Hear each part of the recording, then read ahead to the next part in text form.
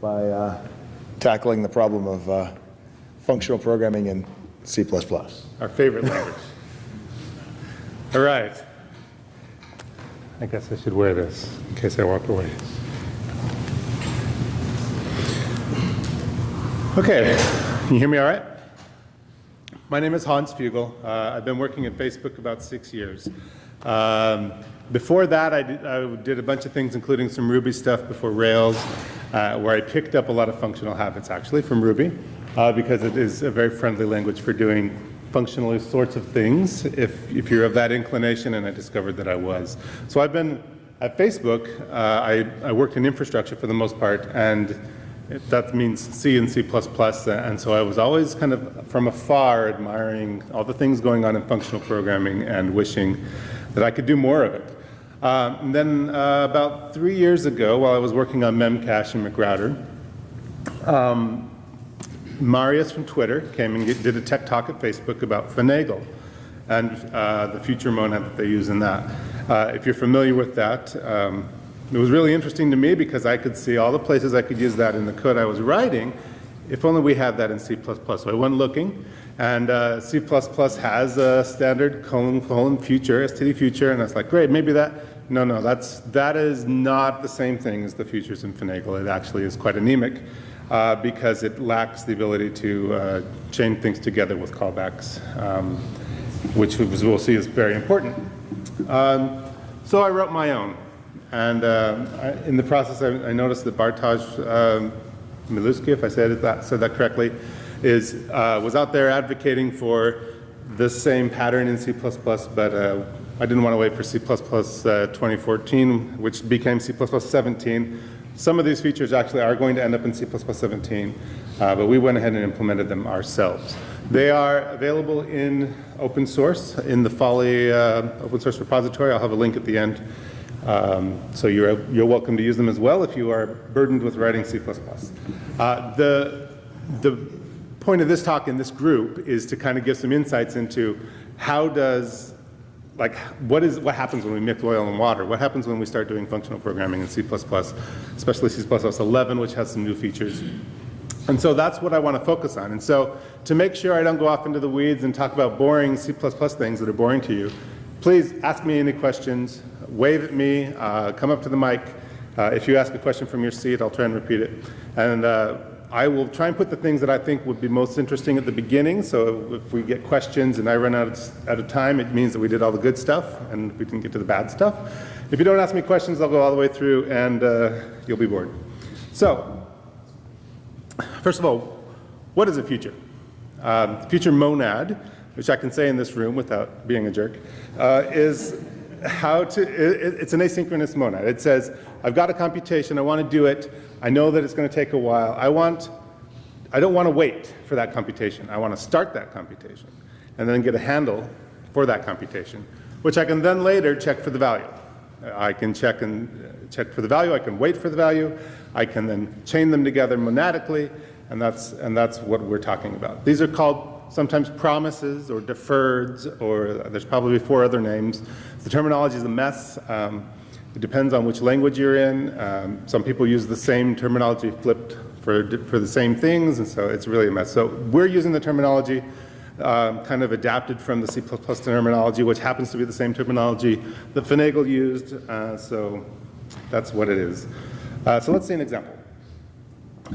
So here, if you haven't done C++ in a while, this may not look like C++. We've got weird things now like auto types and that sort of thing. Anyway, and lambdas, as we'll see in a moment.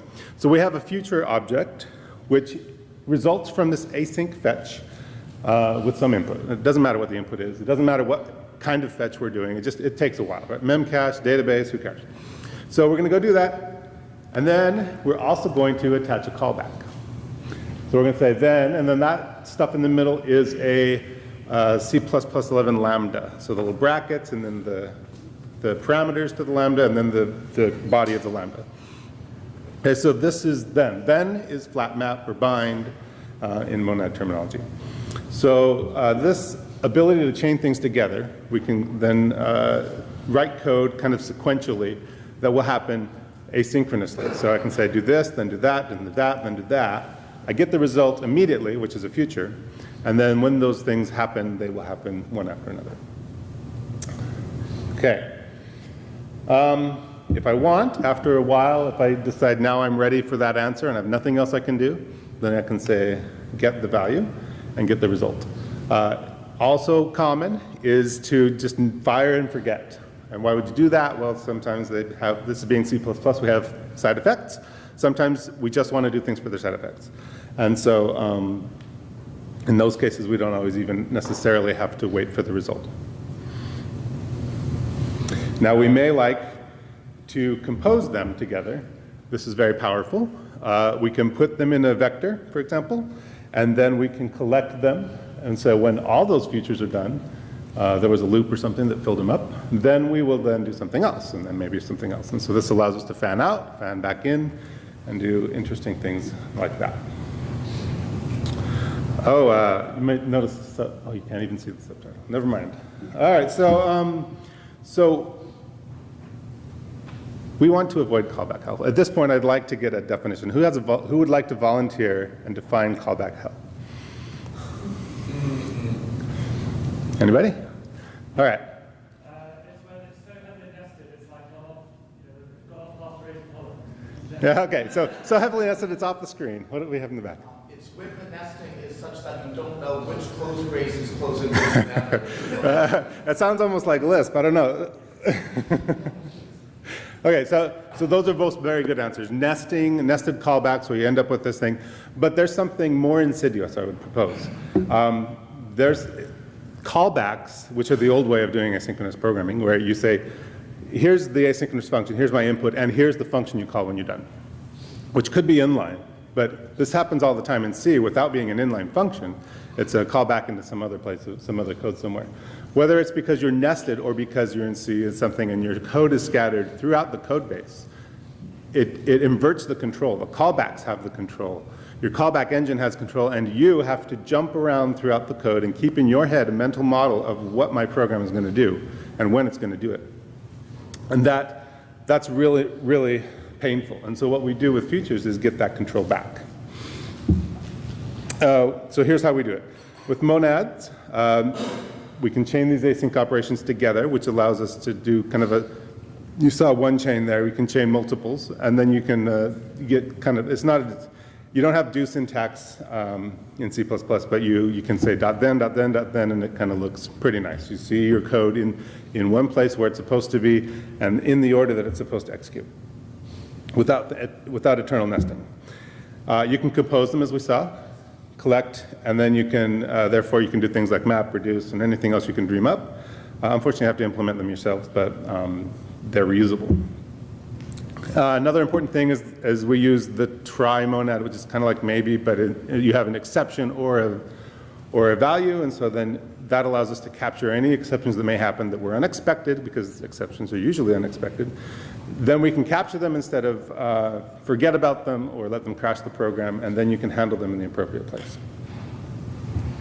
Okay, so how did we do? How did this kind of go over? I told you I decided, I should say, about 3 years ago when I saw this tech talk, hey, I would like that. And so I convinced my manager to let me go build it. And I realized how hard it was to do this sort of thing in C++ with templates, but I did it anyway. And I was afraid that nobody was going to like it, because it was 2 or 3 months in, and I was still learning C++, and my manager was getting nervous. He was like, well, I've got a prototype, it kind of works, and I'm using it a little in my code, and so I just threw it out there into the Facebook world and said, let's see what happens. And this is what happened. Over the past 2.5 years, since that initial prototype, we have begun to have more and more adoption. Now, I should say about a year ago, year and a half ago, no, it was about a year ago, we spun up a team with me and a couple others to actually work on this full-time, bring more polish and so on, but it was already beginning to see adoption at that point. The programmers like it. This is just two measures, very crude measures. The number of times you see that pattern, .then open paren, or the header, future.h, they have the same shape. So the developers love it. It makes for cleaner code. It turns out that it makes it really easy to take synchronous code, which says, I'm going to do this, then this, and this, and this, but you actually wait for each step. it's relatively easy to take that code and convert it into futures code, much easier than it is to try and retrofit it to old style callbacks in C, especially the C style, where you have to move things into different functions and give them names and that sort of thing. Another important thing is that we made a decision which we actually went through 3 or 4 versions before we kind of figured this out, but we made a decision to find to give you control over how the execution happens, where the execution happens. Now, a lot of libraries would say, we have a thread pool. Everything you do is going to happen in this thread pool, or you don't have to worry about it. This is probably a good decision for a lot of libraries. But in our case, with C++ developers at Facebook who need the real fine-tuned control over what execution context was going to happen to avoid any extra latency, then we ended up with our expressive control mechanism actually made it really easy to kind of compose these things. All right, so with more async code, we ended up with lower tail latencies. So I'm just going to breeze through an example of refactoring. We had an old asynchronous task scheduler and a newsfeed aggregator. It was kind of ad hoc. It was a scheduler that was manually running through the different tasks, and each task was an object, and you had to subclass another thing, and so it was a lot of work to come up with a new task. We ended up with a 50% tail latency win for this service, which was a result as a 1 to 2% average latency win for the home page. So this is a dramatization. This isn't the real code. But so we have some task, and we have some function run, and then we have a few steps. Let's say we would like to do these steps in other thread pools because this is the I/O thread. Yes? Can you explain tail latency and not? Oh, sure. If you want to look at the Google's Tail at Scale paper from a couple of years ago, the basic idea is your latency may follow, I don't know if it's an exponential curve. So you have most stuff happens within a few milliseconds, but like out here you got stuff that happens in 100 milliseconds. Like a long tail. Yeah, and that long tail, if you reduce the long tail, you tend to actually improve things overall generally, especially when there's a lot of interactions. So in this case, we want to move this stuff out of the I/O loop, because inside the I/O loop, if everything's running really smooth and you're not queuing, then it's no big deal. But as soon as you start queuing, then you're spending time in your I/O loop that you could be spending elsewhere. And so we wanted to do that. Now, it was possible before, but you had to really want to, because you had to go make another class, you had to go make some more files, you had to recompile everything. With futures, we allow you to specify the code in line just the way you want it. Now, these are function calls, so we'll just move the function calls into this code here. So we have our scheduler. I wrote this helper called register future, which tricks the scheduler into thinking that everything is working the old way, but now we can jump around between threads however we want. These executors I'll talk about briefly in a moment. So this is basically the pattern that I had to follow. And once we got this pattern set up, then me and the other engineer on this team were able to continually hack away at the different pieces of this and move the important pieces into this new pattern, which allowed us to move code around into different threads, which was very nice. Okay, so first, so I kind of talked about what we did. Now we're going to talk about the developer's reaction, and then we'll talk about the C++ technical challenges. And if you have any questions, please jump in, or we can talk after. Okay, so Facebook has a high bar for performance, especially for infrastructure code. We've got to handle lots of requests and got to do them fast, and so this is one of the main reasons that we use C++. Developers, therefore, at Facebook, need or want at least control, and they don't want a lot of magic. They don't want stuff to just happen. They want to be able to say, I want exactly this to happen. This is kind of the way it is with C++. But they also want to move fast. They want to build things quickly. They want to try things out, prototype. And so it's kind of this tension that exists. We have a large existing code base with lots of internal libraries that, because they're C++, are not very usable from any other language. And so this is another reason why we're stuck in C++. But if you remember from Simon's talk, we had the C++ sandwich, where he had Haskell in between the C++. It's the same sort of thing. They had occasionally we do have a good justification for jumping into another language like Haskell, but usually developers like, well, I need to talk to memcache in the database and thrift, and so I'm just going to use C++. Developers had imperative habits, and this usually shows up as a question, and they come into the group and say, how do I do this? And you say, well, why do you want to do that? And then you try and get to the core, and it's actually because they haven't thought about it functionally. And so this is a continual education effort to help people overcome their imperative habits. But luckily, most developers of Facebook are really interested in things like programming languages, PL theory, and they're not afraid of leading edges, and so they usually lean into this and learn the new pattern. But because they're also very interested in this sort of thing, this is another question we get. What about fibers? Or why didn't you write Go? Because they wanted Go. And so if we have time, I'll talk about that. I mentioned briefly before, the control over execution context is a big deal. We need to make it easy to move work between threads. We need to make it flexible enough for the most imaginative developer to get done what he wants to get done. We want to make it so it doesn't get in the way, so that you can help, so you can build stuff really quickly and not have to specify all this information about where, just go do the thing and then I'll optimize it later. That's the sort of thing that I mean there. And we want good behavior by default. The way we do this, the way we ended up doing this is with the executor interface, which is basically a thing we call an action, which is just a side effect essentially. So it takes no parameters and it returns nothing, and you stick it in a queue, and then it will execute. It'll either execute maybe immediately, maybe it'll execute in another thread, maybe it'll execute in a thread pool, maybe it will execute tomorrow at 3 p.m. Doesn't really matter. This is the interface. And so with that interface, you can pass that as the first parameter to then, which will say, do this function, and this is the executor you're going to use. Now, this function that you gave doesn't take nothing and return nothing. This function is part of the flat map. And so but underneath the covers, what we end up using is this executor to actually do the work. Okay, what about fibers? Why didn't you write Go? People really like fibers because when I'm talking about fibers, I mean fibers, coroutines, CSP style, like Go routines, right? So they like them because it looks exactly like the sequential code that they were writing with a few keywords sprinkled here and there. They can be fast. In C++, they can be faster than futures, but they're not as composable.